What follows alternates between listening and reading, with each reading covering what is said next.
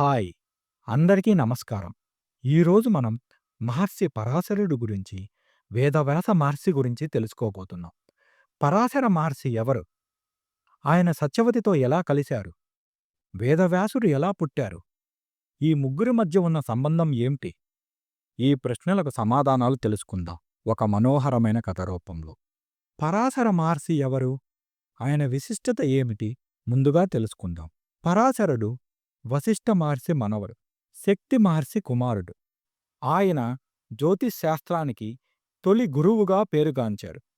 వేదాలు, శాస్త్రాల్లో అద్భుతమైన ప్రావీణ్యం కలిగిన మహర్షి. శక్తి మహర్షి మరణవార్త తెలుసుకున్న పరాశరుడు తీవ్రమైన నిరాశకు లోనయ్యారు. తండ్రిని చంపిన రాక్షసులను సంహరించాలనే ఉద్దేశంతో యజ్ఞం నిర్వహించడం ప్రారంభించారు. తన తపస్సుతో వందలాది రాక్షసులను సంహరించారు. అయితే చివరికి తాత వశిష్ఠ మహర్షి వచ్చి అతనికి శాంతిని ఉపదేశించారు. అప్పుడు పరాశరుడు కోపాన్ని విడిచిపెట్టి ధ్యానం వైపు వెళ్ళాడు. ఇప్పుడు మనం ఆయన పుట్టుక వెనుకున్న ఆశ్చర్యకరమైన కథను తెలుసుకుందాం.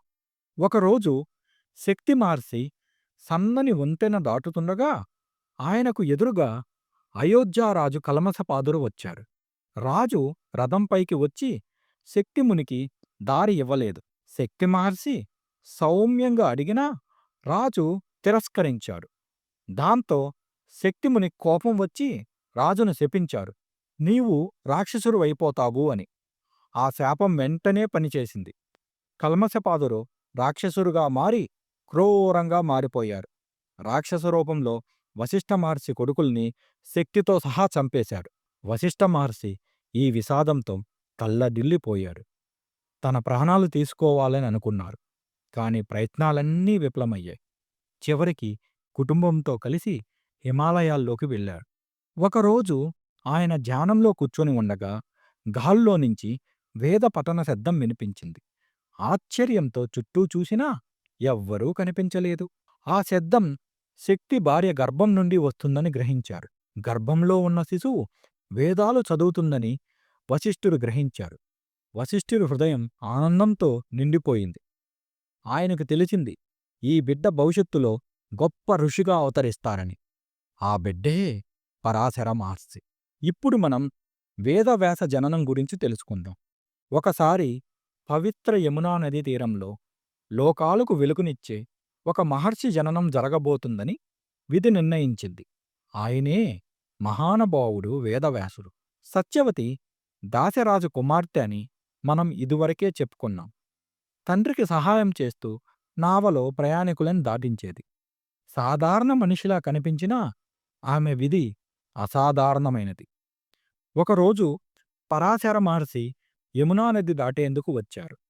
ఆయన సత్యవతి పడవలో ఎక్కారు. సత్యవతిని గమనించిన పరాశరుడు ఆమె శరీరం నుండి మత్స్యవాసన వస్తూ ఉందని గుర్తించారు. తన దివ్యదృష్టితో ఆమె ఒక మహత్తర విధిని నెరవేర్చుటకు పుట్టిందని తెలుసుకున్నారు.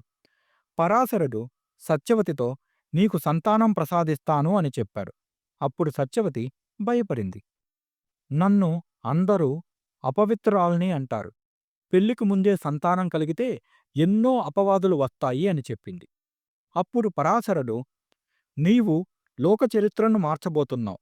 నీ నుండి పుట్టబోయే పుత్రుడు వేదాలను విభజించి జ్ఞానాన్ని ప్రపంచమంతటికీ ప్రసరింపజేస్తాడు. ఆ మహానుభావుడు వ్యాసుడుగా ప్రసిద్ధి చెందుతాడు అని చెప్పారు. ఆ తరువాత ఆమె మనోవేదనను గమనించిన పరాశరుడు ఇలా అన్నారు. భయపడకు. నా ఆశీర్వాదంతో నీ పాతివ్రత్యం ఏనాడూ కలుషితం కాకుండా ఉంటుంది.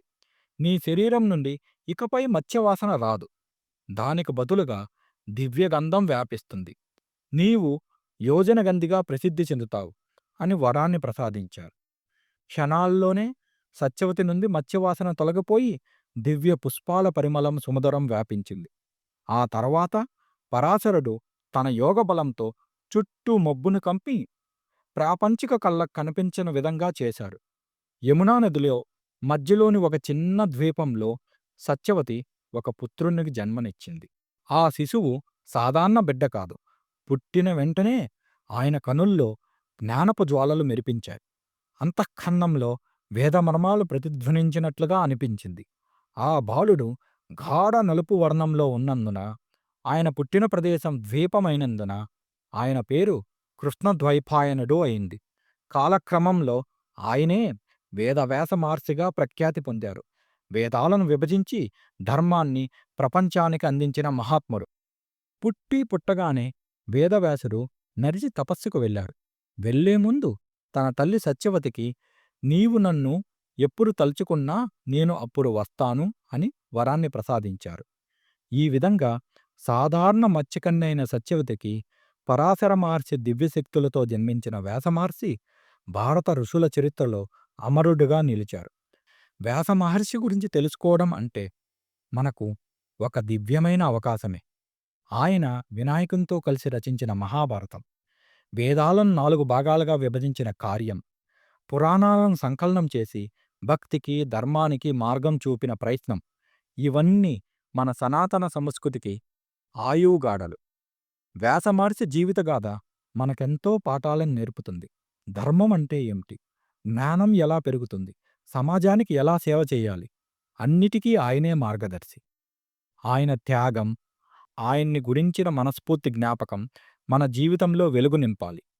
ఈ విజ్ఞాన దీపం మీ జీవితంలోనూ వెలుగు నింపాలని మనసారా ఆకాంక్షిస్తున్నాను. మీకు ఈ వీడియో నచ్చితే లైక్ చేయండి. మీ మిత్రులకు షేర్ చేయండి. ఇంకా ఇలాంటివి తెలుసుకోవాలంటే మా ఛానల్‌కి సబ్స్క్రైబ్ చేయండి. Thank you.